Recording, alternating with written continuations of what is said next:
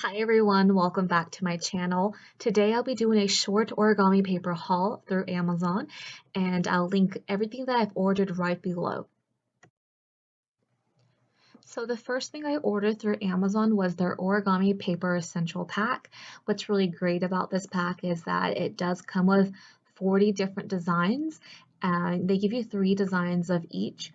So you have a total of 120 papers. And so what's really nice is that it just has so many variations that you can choose from. The next thing I purchased through Amazon was the amazing Origami traditional Japanese folding papers and project set. It does come with 144 sheets of traditional folding paper, and it does come with a booklet, and it has 17 different types of variations of paper. So that's a lot less than the previous origami package that I order. However, you get a lot more of the same kind of sheets. So I am super excited that this one does come with a lot more of the same kind because the paper of this brand is super high quality.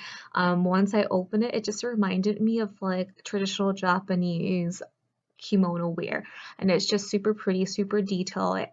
Some of them even looks like it has gold detailing in all of them, and all the colors and the patterns is just great. So I really do recommend this brand if you're looking for like beauty, more oriental type of paper.